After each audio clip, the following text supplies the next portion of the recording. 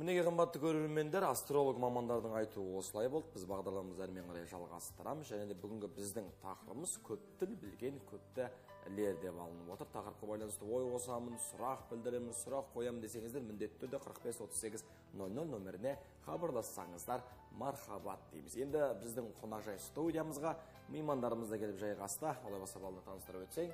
Студия төрінде Дүйсенбаев Базарбай Рысбаевич, қазақ тілі әдебиет пәні мұғалімі, үздік педагог 2012 байқауының жеңімпазы. Сондай-ақ Айдарбекова Сәуле Рысбаевна, ағылшын тілі пәні мұғалімі, үздік педагог 2017 республика байқауының жеңімпазы. Қош келдіңіздер. Таңғы көңіл-күйлеріңіз қалай? Жақсы, рахмет. Енді бүгінгі біздің тақырыбымыз көп тіл білген көпті ілер деп алып отыр. Енді өздеріңізге осы сұрақты тікелей қойсақ, көп тіл білген көпті ілер. Қалай түсінесіздер ғой? Қазақта тамаша тәмсіл бар. 7 түрлі білім біл, 7 жұрттың тілін біл дейді. Абайда да бар ғой. Бір тіл білсең, бір адамсың дейді. Бүгінгі заманда мынау шығыс пен шынайы, батыс пен байыпты, түстік пен түсіністік табу үшін әрине бізге тіл керек. Тілді көп білген жақсы. Бірақ оның арасында біз не өзіңнің түп тамырың, түп түбірің, ана тіліңнің қадір қасиетін әрқашанда бірге қою керек. Бүгінгі заманда мына 3 тұғырлы тіл саясаты жүзеге асып жатыр. Бірақ осы 3 тұғырлы тілдің жоғарысында қазақ тілі өз үстемдігін құру керек. Біз осыған жағдай жасауымыз керек. Өте дұрыс. Енді өзіңіз ағылшын пәнінің мұғалімісіз. Дәл осы орайда, дәл осы тұста бір ағылшын тілінде көрерменмен амандасса қалай болады? Егер рұқсат болса. Okay. Now, good day, dear viewers. I want to see you, first of all, to wish a good and have nice, yeah? And of course, to know English is very important nowadays because English is international language. And I think our first idea and the first aim of our English and all of the students and all the people learn, think and create. Живи, учись и твори деген сөздер, иә? Енді әрине ағылшын тілі білу өте маңызды қазіргі таңда. Ағылшын ол халықаралық тіл болып жатыр ғой. Сол себептен оқушыларға да айтамыз, енді көп тіл білген өте керемет. Қазіргі кезде біздің оқушылар халықаралық емтихан тапсырып, Англияға да барып жатыр, Америкаға да барып жатыр, грант ұтып алып, сояқта да тегін оқып жатыр. Енді ең бастысы, тіл білген адам сол мемлекеттің культурасын біледі, мәдениетін біледі. Сол елдің маңызды мынандай кітаптарын оқи алады. Қазіргі кезде ағылшын тілі өте жоғары деңгейде, ол өте керемет. Шекспирді сол тілде оқыса, қандай керемет. Енді әрине қазақ тілді ұмытпауды керек. Ол біздің мемлекеттік тіл, өзіміздің native language деп айтамыз ғой, енді сондай болып жатыр. Орыс тілі ол біздің тарихи тіліміз, оны да білу керек. Өткені біздің Қазақстан республикамызда 3 тіл жүріп жатыр ғой, енді қазіргі біз 3 тілде оқушыларды үйретіп жатырмыз. Қазақ тілі ол біздің ана тіліміз, орыс тілі біздің тарихи тіліміз, оны да білу керек. Өйткені біздің көптеген нация бар, сол тілдерменен. Енді ағылшын тілді енді әрине өзінің білімін жетілдіру үшін, басқа мемлекеттерге бару үшін білу керек. Енді қазір байқапта көріп те жүрміз, емектеген баладан еңкейген кәріге дейін ағылшын тілін үйренуге ілгерілеп алға қарай талаптанып жүр. Оның бірі әлеуметтік желідегі онлайн сабақтар, болмаса соны барып арнайы қосымша сабақтар. Енді ағылшын деңгейінің біздің Тараз өңірінде деңгейі қандай? Енді жаман емес. Бізде қазір өте Жамбыл облысы бойынша өте көп балалар қазір тілім орталықтары бар. Мектептерде қазір ағылшын тілді өте жоғары деңгейде оқытып жатыр. Балалар бізде Назарбаев университетке түседі. Ол жақтарда міндетті түрде ағылшын тілі білу керек. Астана IT университетте, уяқта да ағылшын тілі білу қажет. Сол себептен мен ойымша енді ағылшын тілі біздің Жамбыл облысында өте жоғары деңгейде. Дарын мектеп интернатында қанша пайыз көрсетеді? 100% көрсетеміз біз. Ол бізде жыл сайын бізде балалар флекс бағдарламамен балалар Америкада бір жыл тегін оқып келеді. Ол бізге де өте, балаға да өте тиімді. Бір жыл бойы өзін ағылшын тілін меңгеріп келеді. Балалар, көптеген балалар бізде Назарбаев университетті оқып жатыр. IT университеті Астанада оқып жатыр. Өте білімдерін жоғары деңгейде көрсетіп жатқаны бізге ол мәлім. Өзіңізге сұрақ қойып отырсақ, енді байқаудың жеңімпазы деп отырмыз 2012 жылғы ұстаздар. Енді байқауда қандай ережелер болмаса бір талаптар қойылған? Нақтырақ айтып өтсеңіз. Бұл жерде ең бірінші талап ол мынау мұғалім мәртебесін өсіру. Білесіздер ғой, осы қоғамда осы мұғалім дегеннің мәртебесі бұл кенжелеп қалған жағдай бұл. Оны өзіміз көзімізде көрді. Міне былтырдан бастап 2 жылдың жүзі болып мұғалім мәртебесі заң шыққаннан кейін ілге жылы бар. Ең бірінші талап осы. Ал енді екінші талап ол мұғалімнің кәсіби білімі. Қай кезде де бағаланады. Саналы ұрпаққа білімді ұстаз ғана саналы тәрбие беріледі. Ұстамы мықты оқушыны әрине ұстамы мықты ұстаз ғана қалыптастырады. Біз енді 2012 жылы бұл елбасының әрине тапсырмасымен үкіметтің қаулысы негізінде біз тұңғыш рет қатыстық. Сол кезде қазір есіме түсіп отыр, сонда біз осы Жамбыл облысынан 14 мұғалім қатыстық, бәйге кетістік. Қандай білімді мұғалімдер. Сонда мен білем, 14 мұғалімнің 9-ы қазақ тілі мұғалімдер екен. Әр мектептің үйізі қарағайдай керемет. Бақытты сәттер, қандай бақытты сәттер. Осы байқау бізді ары қарай өмірімізде тату тәтті араласуымызға жол ашты. Бәрекелді. Енді өзіңіздің төс белгілеріңіз сол байқаудың нәтижелері ме? Әрине, әрине. Еңбекпен келді. Еңбекпен келді. Осы мұғалімдердің жетістігіне қарай осы кейбір күдікті пікірлер де шығып жатады. Сонда осы әлеуметтік желіде тіпті жиналыстарда айттық қой, мынау маңдай терімізбен алған жетістігімізді кез келген көрінгеннің табасына қалдырмаймыз. Әрине еңбекпен келген жетістіктер. Өте дұрыс айтасыздар. Енді екеуіңіз де бірдей ұстазсыздар. Енді қазіргі заманда ата-аналарды түсінігіңіз көптеп қиынға түсіп жатады. Қазір мынандай ата-аналар жолыға ма, бұрынғы ата-аналарымыз секілді? Еті сенікі, сүйегі менікі дейді. Ата-аналар көп пе әлде аз ба? Әлде мүлде жоқ па? Жоқ. Ата-аналар қазір білімге деген, балалардың білімге деген жетелеп алып келетін ата-аналар көп. Ондай да ата-аналар бар. Оқытыңыздар деп сіздер қыз қазір айтып жатсыз ғой, енді сүйегі менікі, еті сенікі деп. Әрине ондай ата-ана көп қазір. Бізге сенім артып отыр. Енді біз әрине оларды, оқушыларды болашаққа жетелейміз. Осы жерде қосып кетейін, осы жерде. Мынау білім және ғылым министрінің деректеріне сәйкес өз баласын жақсы оқу орнында оқығанын, баласының білім алғандығын қалайтын ата-аналар, мысалы, әлемдік стандартта Қазақстан 2-ші орында тұрады екен. Баласын жағдай жасағанын қалайды. Бірақ өздері кітап оқуда, өздерінің білімін жетілдіруде халықаралық минималды деңгейден әлдеқайда төмен жатыр екен ата-аналар. Соңғы статистикалық мәліметтер осындай. Енді қазір біздің жерде, біздің елде көбіміз ата-анамыз тек сабақтан үйге бала өзі келе береді. Бірақ ата-ана толыққанды жұмыста, тіпті үй тапсырмасына да қарауға уақыт жоқ. Бұның себебі не деп ойлайсыздар? Жұмысбастылық па, әлде балаға қарамаушылық па?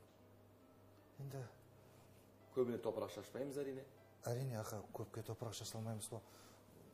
Білмеймін ғой, енді сананы тұрмыс билеген заман болды ма? кезінде маркстік энгельстік ілімдерді оқыдық қой, сол кезде айтатын сананы тұрмыс белгілейді деп. Жоқ, қай кезде де ол шындық нәрсе, тұрмыс белгілейді дей тұрғанмен бала тәрбиесі қай кезде де бірінші тұру керек. Бірақ жасыра алмаймыз. Қазіргі кезде жұмыс басты. Кешке қарай мынау қаланы араласаң, түнгі 10-11-ге дейін балдардың көшеде қаңғырып жүргенін көреміз. Қараусыз балдардың. Біз енді бұны айта алмаймыз. Бізде интернат болғаннан кейін бізде балдар көз алдымызда жатып оқиды. Біздің қарауымызда. Осы бір өткенде ғана бір есептедім. Осы басқа мектептерде мынау дарын интернатының бір ерекшелігі. Бір жылдың 9 айы бар ғой. 9 айында оқиды ғой. Сонда бала 4000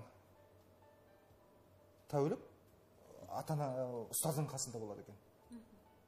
Ал енді 700 тәулік ата-ананың қасында болады екен. Сонда көп мұғалімдердің қасында болады. Енді өзіңіз айтып жатырсыз жаңа сөзіңізде. Біздің оқушыларымыз Назарбаев жаңа университеттерінде оқиды. Болмаса шет елдерде де оқиды деп. Шетелде оқу барысында шетелге еліктеу осы жерде қалыптаспай ма сізде? Қалай ойлайсыз? Өйткені қазір байқап отырсақ, елдеріміз де, қыздарымыз да шетелге еліктеу бағыты көбейіп жатқаны анық. Енді бұл сұраққа ең бастысы бізде әрине тәрбие сағаттар өтеді. Біздің мен ойымша қазіргі кезде балалар ондай еліктіп, ондаға бара жатқан жоқ. Өйткені балалардың сана сезімдері жоғары, өздері мәдениеттің, қазақтың несін бәрін біліп отырып, олар Қазақстанға келіп, біздің экономикамызды Қазақстанда ары қарай көтереміз деген осындай мақсатпенен барып жатыр біздің балалар. Ағылшын тілін меңгереміз. Содан кейін келіп, осы флекс бағдарлама деп айтып жатырмын ғой, осы бізде бірнеше балалар, көптеген балалар барып, 10-шы сыныпта, 9-шы сыныпта барады. Содан кейін 10-шы сыныпта дарынға келгенде олар уже осы өздерін білген білімдерін, ағылшындарын 7-шы, 8-шы сыныптардың балаларына үйретіп жатады. Бұлай пример зарубеж, яғни ондайға тегі болып жатқан жоқ. Мен шындайсам, ондай өзімнің практикамда көрген емеспін. Мына жерде айтып кетейік, гуманитарлық пәндер қазір жаратылыстану пәндерімен бәсекеде ғой. Өйтіп қараса, қазір қоғамның сұранысы жаратылыстану пәндерінде. Біздің дарын мектебіне түлеп шыққан оқушылар қазір Америкада жұмыс істеп жатыр. Түркияда оқып жатыр, Солтүстік Кореяда жұмыс істеп жатыр, Қытайда жұмыс істеп жатқан балдарымыз бар. Бірақ бізде мына бір нәрседе ағылшын пәндер мұғалімдер бар, орыс тілін бар. Бізде дарын мектебінде мына бір нәрсе алдағы қойылды. Тіл білу әрине жақсы нәрсе. Мұхтар Шахановта бар ғой, 10 тіл біл, тіпті 100 тіл білгенің далбаса, өз ұлтыңның тілі менен рухы ой санаңа іргетас болып қалмаса дейді. Бізде осы қазақ тілге деген сұранысын, қазақ тілге деген құрметін біз бай кезде бірінші орынға қойып отырмыз. Білесің, мына қоғамда қазір қазақ тілі қандай тіл дегенге қазір екінің бірі жауап бере алмайды. Екі бірі жауап бере алмайды. Біз осыларға басымдық береміз. Мысалы айтып кетейінші, қазір қазақ тілі төп түркіні салқыған көне тіл. Түркі тілі. Білесің, мына түркі тілдері қазір өздерінің тілдерінің ішінде араб, парсы сөздері көбейіп кетті. Осылардың орнын ауыстыруда қазақ тілін донор ретінде пайдаланып жатыр. Қазақ тілі кемел тіл, стильдік тармақтары қалыптасқан, қоғамның кей саласында қалыптасады. Бетін аулақ қылсын, кейбір тілдер бұндай дәрежеге жеткен де жоқ. Қазақ тілі рухтылық. Қазақ тілінде қазақтың рухы мен жаны бар. Қариясын далаға тастамайтын, жетімін жылатпайтын, үлкенге құрмет көрсететін азамат тәрбиелейтін болсақ, қай кезде қазақ тілді басымдығын беруіміз керек. Өте дұрыс айтасыз. Енді аға, осы сіздер ұстаз болу жүректің батырлығы дейді ғой, енді осы ұстаздық жолында жүргендеріңізге қанша жыл болды? Менде 20 жыл болды. Менде 22. Бәрекелді. Енді осы адамдар айтып жатады ғой, ең бастысы өмірде бірі мамандық таңдаудан, бірі жар таңдаудан қателеспеу керек деп. Осы мамандық таңдауда сіздерде көп өзгеріс болды ма өздеріңіздің бастарыңызда? Тек қана мұғалімдікке келдіңіздер ме? Мен енді бала күннен арманым журналист болып еді. 94 жылы бітірдім де мен 3 жыл журналистика салмадым. 3 жыл құрылыс шаруашылықта тракторист болдым. Мен оқушыларға осыны қорықпай айтамын. Кей кезде мақтанышып тұр айтамын. 4 жылы мен қазақ тілі әдебиетіне түстім де, Қызылордада Қорқыт Ата университетінде оқуға түстім. Бірақ мен журналист болды дегенге мен өкінбеймін. Бірінші курстан бастап мен газетте журналист болып істедім. 4 жыл. Енді газеттің бірінші беті, екінші беті, үшінші, төртінші беті бар. Енді біз студенттердің мақаласы төртінші бетке шығады енді. Оның тиын тебенді кішкене, бірақ мен өз мамандығымды сүйіп келдім. Мына Мұқағалиден сұрайтын бар ғой, ой Мұқа, өмірге не іздеп келдің? Сонда деді ғой, Алланың маған бергені көп. Асқар Таудай әкені берді, теңізде шешені берді. Жағасында құрақтай туысқандарды, бірақ өмірге мен сонда 3 нәрсе іздеп келдім дейді. Бірінші дос, екінші жар, үшінші мамандық дейді. Мамандық бұл қартайғанда алдыңа жайылатын дастарханың дейді. Біз әйтеуір мен өкінбеймін. Маған бір адамның қойған сұрағы бар еді. Қазақ тілі маманды мұғалімі де осындай дәрежеге жетеді ғой екен ғой деген сұрақ қойды. Анаған бір жетінен ішімде күйді, бір жетінен қуандым. Осындай болды. Кім мамандығын сүйсе, ол биік мансап биік жартас дейді ғой. Қыран сияқты ұшып барып қонсаң да болады, жорғалап жүріп жанды сияқты жетіп те бару болады. Енді әрине біз мектеп оқып жүрген кезде ағылшын тілді біз енді Совет одағы сіздердің кездеріңізде қатты дамымаған кез. Сол кезде бізде ағылшын тілді 5-ші сыныптан оқитынбыз. Енді бізде Наталья Владимировна деген бір мұғалім болды. Ол өте мүмкін мен белсенді өзім ағылшын тілді қатты ұнататынмын. Әйтеуір сол кісі мені жетелеп осы ағылшын тіліне бар түс деді. Енді мен мұғалім болам деп, шынымды айтсам, пединститутқа түскен жоқпын. Переводчик боламын. Мен шет тілдерге барып қыдырып, солардың несін үйренемін тілдерін деп сондай мақсатпенен бардық. Енді әрине өмір деген басқаша болады. 1-2 жыл мен Әулиеата университетте істегеннен кейін, мені осы Дарын мектебіне шақырғаннан кейін, мен осы Дарын мектебінде уже 17 жыл болды істеп келе жатқаныма. Қазіргі таңда мен Базарбай Рысбайұлы айтқандай өкінбеймін.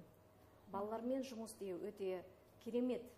Балалар нәтиже көрсетіп жатқанда, балалар мынандай көздерменен қарап білім алғылары келіп жатқанда, өз ішіндегі білімін де, мынандай настроение да бәрі де осы балаларға беріп, өзінің осындай керемет сезініс болады. Сол себепте мұғалім деген, ұстаз деген өте керемет мамандық. Баласыз үй құмазар дейді ғой. Мына 4-ші жақтан бастап біз мектепке келдік қой. Мектеп баласыз құмазар екен. Біз көзіміз жетті. 4-ші жақтан бастап біз қазір емір жарқын бел шешіп жұмысқа кірісіп кеттік қой. Көңіл-күйіміз шат дейсіздер ғой. Мектеп баламен қызық көрікті шат. Енді жиі қоятын сұрағым ұстаздарға. Жалпы ұстаз болудағы басты принциптарыңыз не? Мынау ай секілді болма жарық, қарыз алып күн нұрын дейді ғой. Менің мақсатым мынау қазақтың төл рухани мәдениетін балдардың бойына қалыптастыру. Бағана айтып кеттім ғой, мынау рух дегеніміз ақыл, ақыл дегеніміз білім дейді. Осы рух пен білім, ақыл бұл қазақ тілінде сақталған. Тіл танушы ғалымдардың пікірлері бар. Қазақ деген халық тірі болса, бар болса, ол тілінің арқасы дейді. Қазақтың халқының өмір сүру формациясына көз жүгіртетін болсақ, тарихында кез келген мемлекеттер болды. Қанша мемлекеттер болды. Құрамында қанша деген тайпалар болды. Қанша әлеуметтік жағдайлар болды, тұрмыстық жағдайлар болды. Бірақ қазақ тілінің аман сақталып келгені бұл тілінің арқасы. Міне, менің мақсатым оқушыларға осыны саналы түрде, түп санасына жеткізу. Ал сізде ше? Енді ағылшын тілі болғаннан кейін балаларға болашаққа үлкен жол көрсету деп ойлаймын. Ағылшын тілі енді халықаралық тіл болғаннан кейін балаларды көптеген мемлекет көрсін деймін, тіл білсін деймін. Енді әрине бізде қазір қазақ тілі міндетті түрде ол білу керек бала. И қазіргі мен өзімнің жұмысымның тақырыбы вот нравственное воспитание через произведение Абая бар. Қазір сабақ кезінде біз сол Абайдың жұмыстарыменен, шығармашылығымен ағылшын тілінде соны аударып, балалар соны түсіну керек. Міне қазір айтып жатыр ғой, рухани жағынан бала болу керек. Тек қана ағылшын тілін білмей, барлық жағынан қамтамасыз ету біздің енді ең бастысы мақсатымыз. Енді ағамыз өзіңізге сұрақ. Қазір көпке топырақ шашпаймыз, бірақ нақтырақ алғанда өңірімізде, жерімізде шала қазақтар өте көп. Бұның себеп салдары өзіңіздің ойыңызбен неде деп ойлайсыз? Қандай қазақтар? Шала қазақтар. Шала қазақтар. Бұның себеп салдары неде деп ойлайсыз? Өз ойыңызбен. Мынау ғой. Менің ойымша 2003 жылы мен тілдерді дамыту бөлімінде жұмыс істедім ауданда. Тілдерді дамытуға мемлекеттен қаржылар бөлініп жатты. Көп. Бірақ сол қаржының қай жаққа кетіп жатқанын білгенде жоқпыз. Діттеген жерге жеткен жоқ. Қазір мынау сөзге цензура жоқ қой. Демократия ғой, ашығын айту керек. Қазір қарапайым халықтың, көрерменнің көзі ашық. Бөлінген қаржылар өз деңгейіне жеткен жоқ. Бұл енді бірінші себепті айтуға да болмайды. Қосымша кетсе, негізі ең басты себебі қазақ тіліне деген құрметтің жоқтығы. Құрметті қалай қалыптастыра аламыз? Әрине, мынау жоғары жақтағы отырған шенділерге көз жазсақ, қазір қарап отырудың өзі ұят нәрсе. Ол несін жазасың? Парламент депутаттары отыр, сенат депутаты, ананы тыңдауға ұяламын. Мен оқушыларға айтам, ертең күні білімді болыңдар, білімді болсаңдар өсесің деп болсаң, анау біліммен өскен адамдардың деңгейі анандай.